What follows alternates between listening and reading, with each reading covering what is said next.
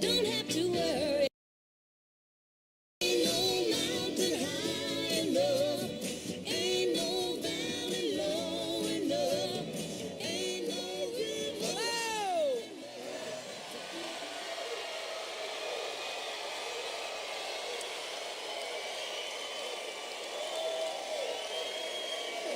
Thank you.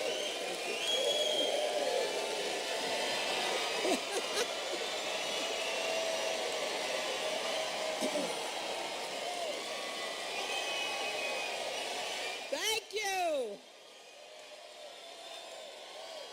Thank you so much. Wow. Sounds like we've got some Wayne State warriors here today. I am so excited, so thrilled to be here.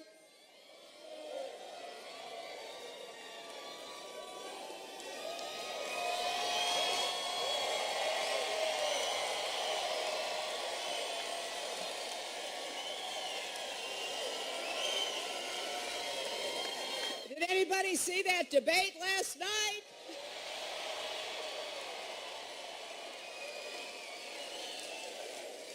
Well, you never saw anything like that before. It is great to be here with so many wonderful officials. I want to thank them. I know they've been out to talk with you. I appreciate the introduction that Jim Allen gave me, and I'm proud to be introduced by the President of the Steelworkers.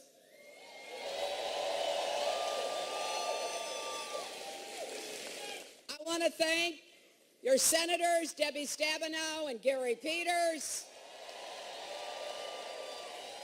your members of Congress, John Conyers, Debbie Dingell, Brenda Lawrence, and Sandy Levin. I want to thank your wonderful mayor, Mike Duggan. I want to thank County Executive Warren Evans. It's exciting to be here for so many reasons, to be back here in Detroit, to be at Wayne State. I thought President Obama was pretty accurate when he was talking about how Detroit is coming back.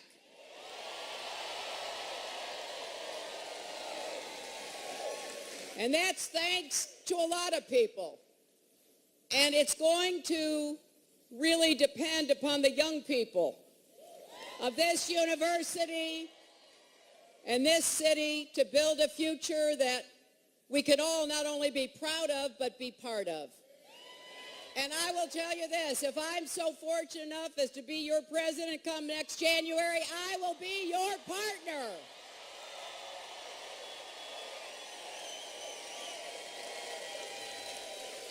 But whether or not I get that chance really depends upon all of you. And we're coming up to an important day.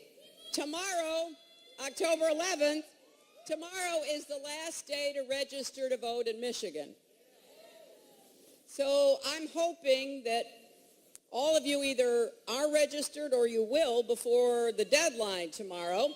And we have people all over the crowd with clipboards. We've got clipboards who can help you register to vote.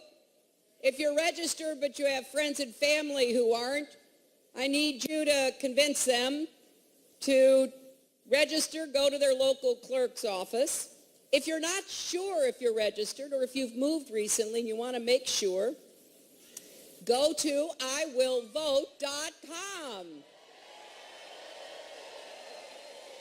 It's amazing. You can put your name in and your address to make sure you're registered. So please do that. If you have an absentee ballot sitting at home, I hope you will fill it out and mail it in right away. Don't put that off. There are a lot of important races down ballot as well. But that's how we're going to win, by the biggest turnout that we have seen in a really long time.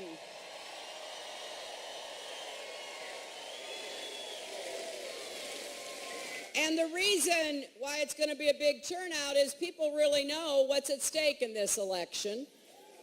They are concerned, as you heard Jim say, the differences between me and my opponent are pretty clear.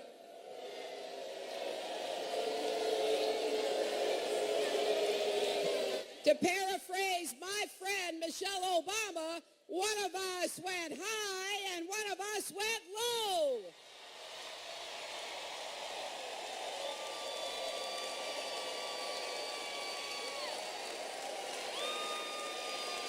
And I'll tell you, what's exciting to me is that we're getting more and more support, not just from Democrats, but from independents and Republicans.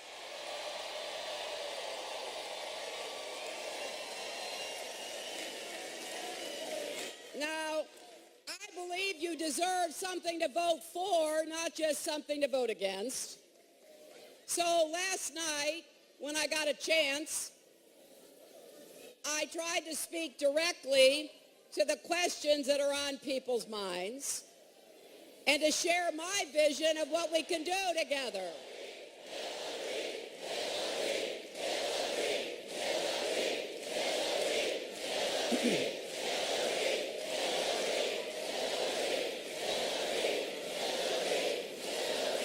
Now, I'll tell you what.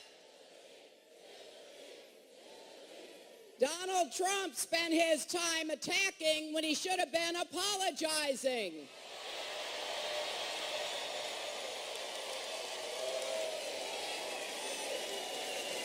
Now, there are a lot of things he should apologize for, right?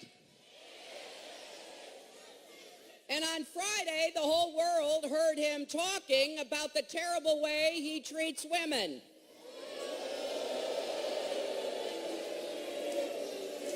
And last night, when he was pressed about how he behaves, he just doubled down on his excuse that it's just locker room banter. Well, I'll tell you what.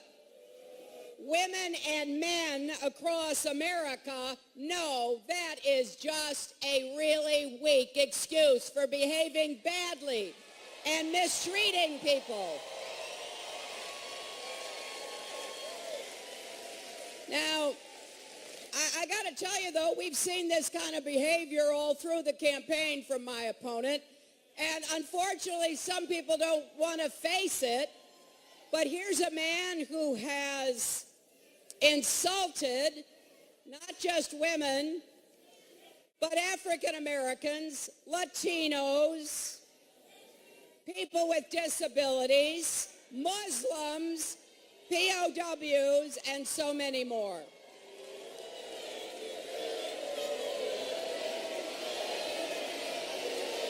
So,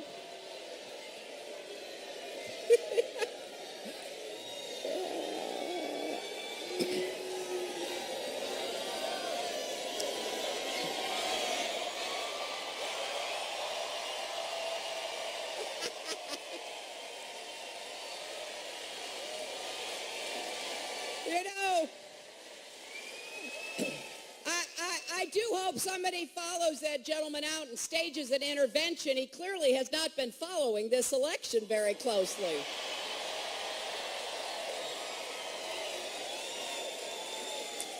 But hey, folks, we now know who Donald Trump is, but the real question for us is, who are we?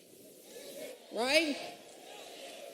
I would argue we are not who he is.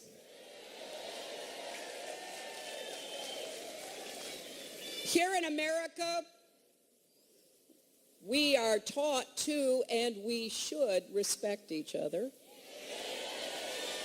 lift each other up, celebrate our diversity. That's the country that I know and love. And that's the country that this generation of young people are going to make even stronger, more open, more tolerant.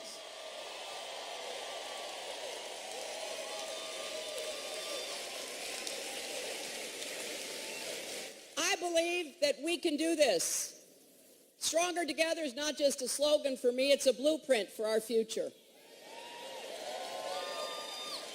I believe our economy should work for everyone, not just those at the top.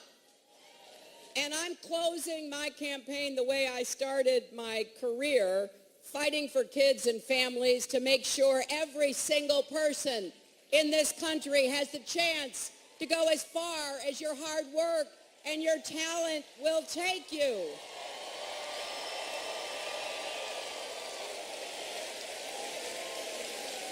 You see, I believe the American dream is big enough for everybody.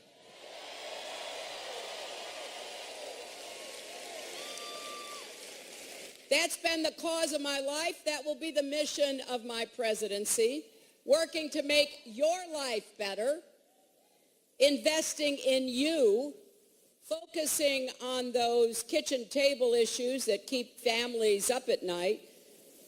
You know what they are: the cost of college, the cost of child care, which in lots of places is as much as college, paying for health care, especially prescription drugs.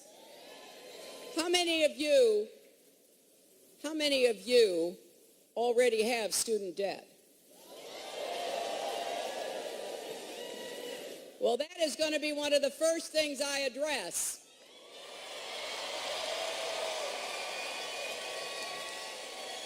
I got to tell you, I am very proud of the plan that Senator Bernie Sanders and I did together.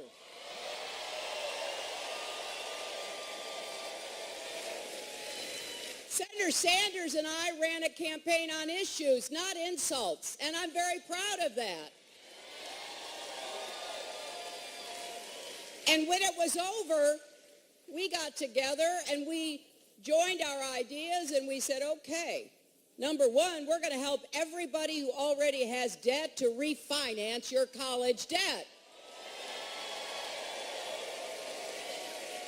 That will save you thousands of dollars. It will enable you to use some of your money for other things. Wouldn't that be nice, right?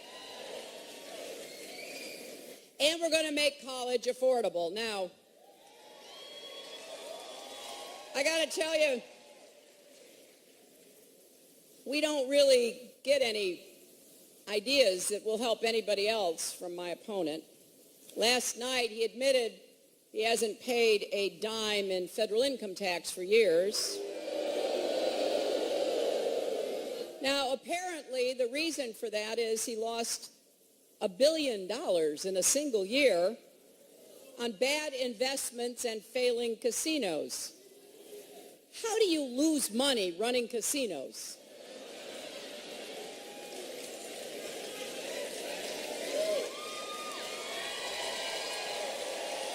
And you know, somebody then said, well, that just shows what a genius he is. Well, it does take a certain kind of genius to lose $1 billion in a single year. But seriously, you know what that means? That means zero for Pell Grants, 0 for the military, 0 for our vets. He hasn't contributed his fair share by any stretch of the imagination to support our country. He's been taking from America with both hands and sticking the rest of us with the bill. Because I believe that every single one of us in this room today has paid more in federal income taxes than Donald Trump has.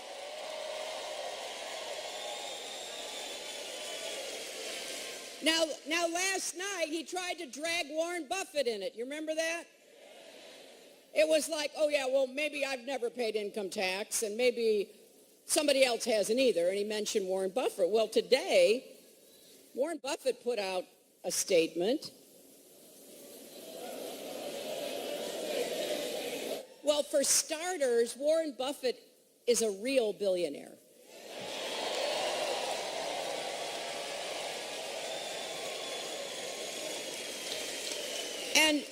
And you know, he put out a statement and it said this: I have paid, this is Warren Buffett talking, I've paid federal income tax every year since 1944, when I was 13 years old. He says, I have copies of all 72 of my returns, and none uses a carry forward, which was the gimmick Trump used to avoid paying taxes. And then, I love this, his last paragraph. Finally, I have been audited by the IRS multiple times, and I'm currently being audited. I have no problem in releasing my tax information while under audit.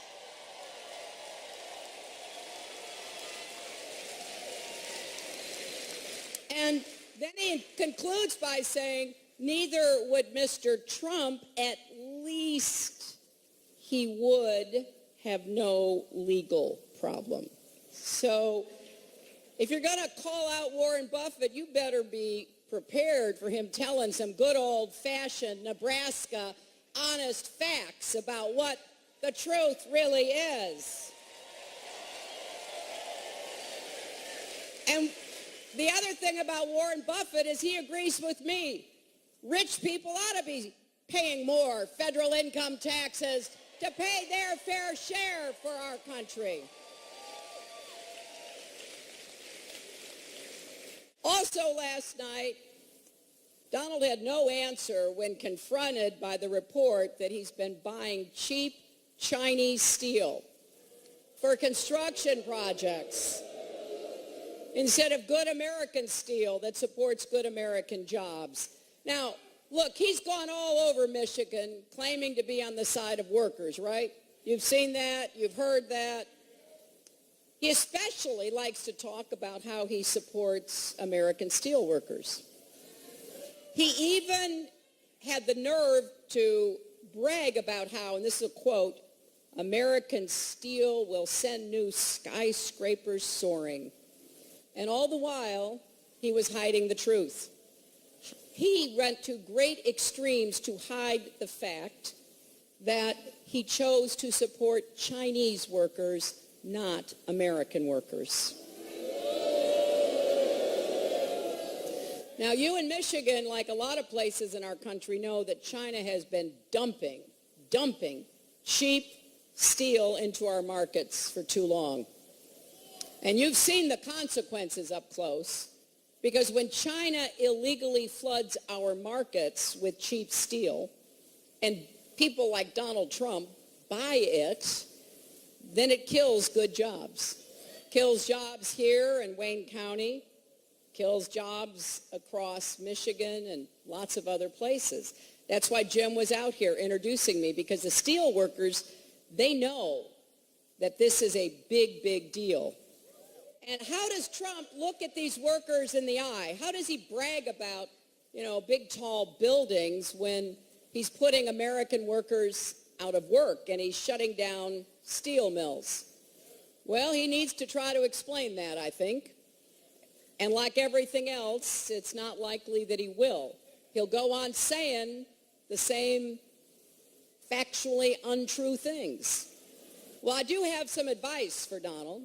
If he wants to make America great again, start by buying American steel for his construction projects.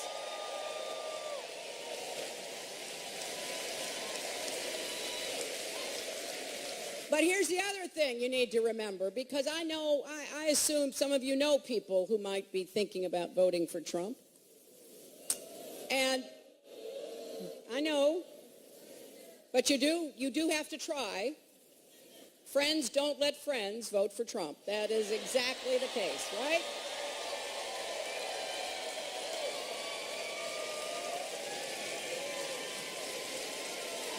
So if people aren't worried about the fact he pays no income tax, and if they're not worried about how he's misled people about where he gets his steel, point out to them that he actually stood on a debate stage during the Republican primaries and said wages in America are too high. I love it. He keeps denying these things, and he must forget that we do have video and audio in 2016, and you can actually pull it out again and show people. Now, last year, he even suggested that U.S. automakers, remember, automakers and related industry employs 1.1 million people in Michigan, right? He even suggested that U.S. automakers shift production away from Michigan to communities where workers are paid less. But nobody should be surprised, because back in the Great Recession, when millions of jobs across America hung in the balance, Donald Trump said rescuing the auto industry didn't really matter very much. He said, and I quote again, "Let it go." Now, I can't imagine that. I supported President Obama's decision to rescue the auto industry in America.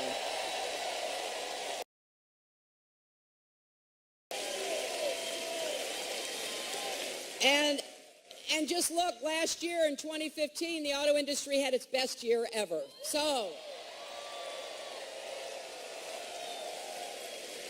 here's what we're going to do.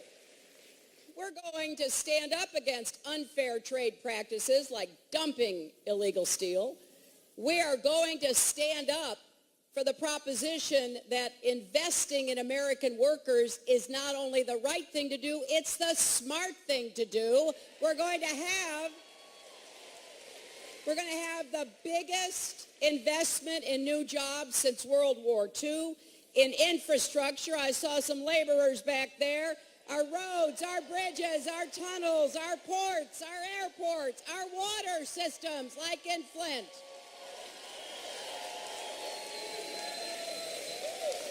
We are also going to invest in advanced manufacturing. I believe we can take jobs, good-paying, value-added jobs, away from not low-wage competitors, but high-wage competitors like Germany. If we put our minds to it, we could be the center of precision machining, 3D printing. We could make a real difference in creating advanced manufacturing, a manufacturing renaissance.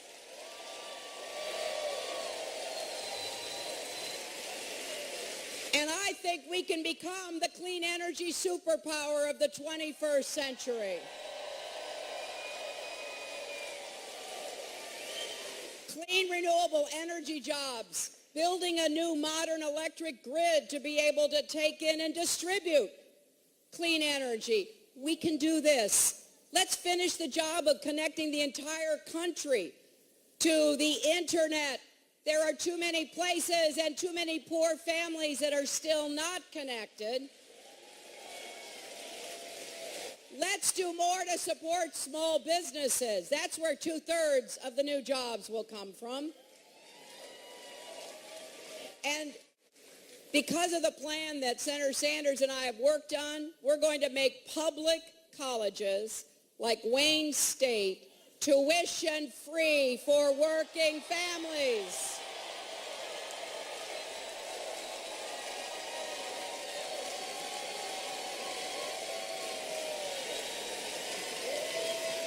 If your family makes less than $125,000 a year, it'll be tuition-free. If it's over that, it will be debt-free, so you only pay what you can afford without going into debt.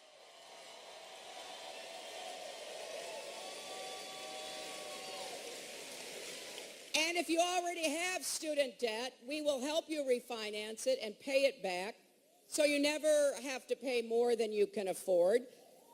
And you can actually see how this would affect you if you go to hillaryclinton.com/calculator, because we have calculated how much money you individually can save under our plan. I'm really excited about this. We're going to rewrite the rules of our economy to create both more growth and more fairness, so it's more broadly inclusive. Because in addition to creating jobs, I want to raise the national minimum wage, so if you work full-time, you're not in poverty. want to finally guarantee equal pay for women's work.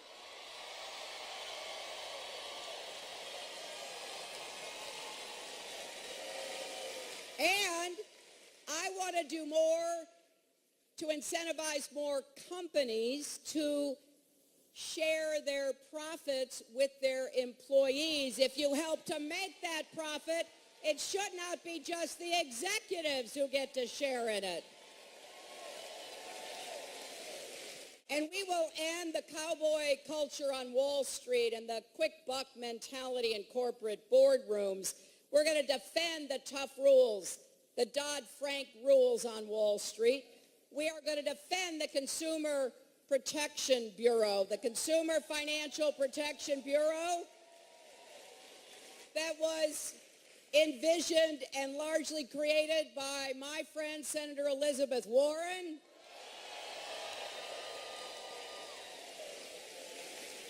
Donald Trump wants to get rid of the new rules on Wall Street, and he wants to get rid of this agency that protects consumers from being cheated.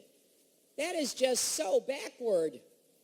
And if companies try to ship jobs overseas, we're going to make them pay back every penny in any tax benefit they ever got.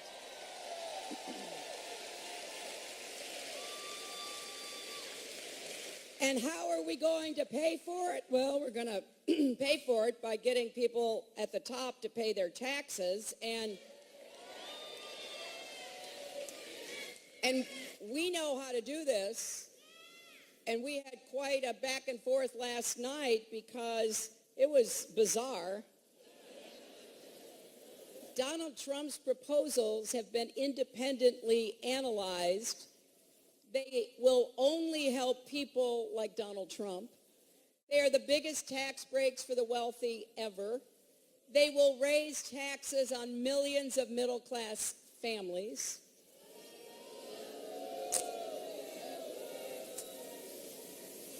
And, you know, that doesn't work. That's called trickle-down economics. It doesn't work for the vast majority of Americans. We've got to make it clear, as I have, I am not raising taxes on middle-class families, period.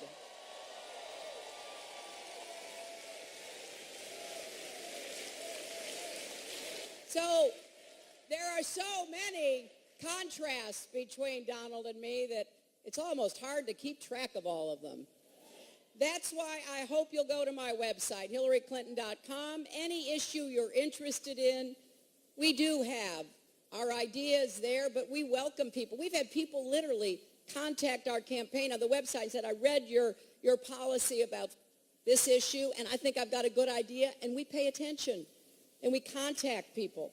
We want the best ideas we could get from across America to make our country all we can be together. So there's a lot of work to be done, but this is a time to come together in these last 29 days.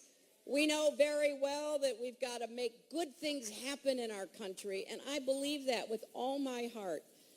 You know, I had a very blessed life, and I am grateful for everything my family did for me, but I will tell you this.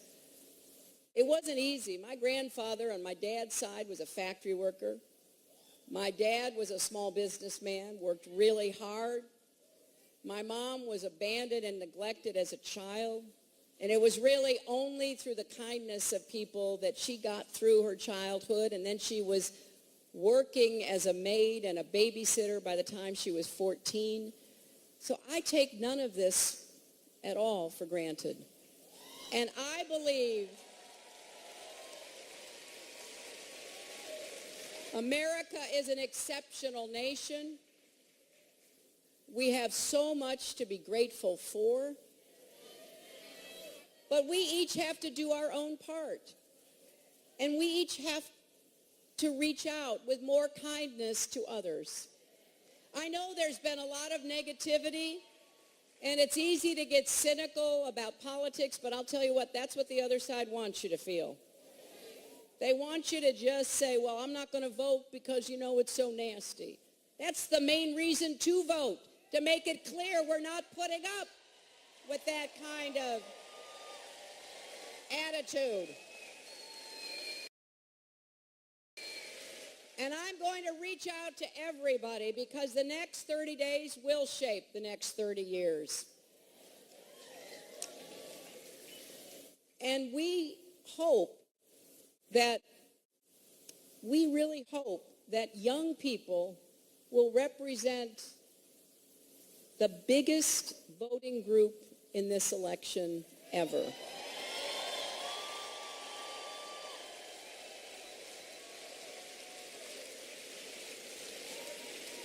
I spend a lot of time talking with and listening to young people, and I know that it is sometimes a little bit challenging to figure out what is going on.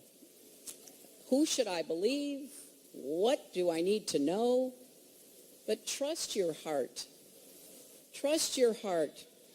Because if we work together, we can make this country what we know it will be and should be. So please help me. Make every phone call you can. Knock on every door you can. Go to HillaryClinton.com and volunteer. Text JOIN, JOIN, to 47246. We're going to prove to the world we are stronger together. And yes, love trumps hate. Thank you.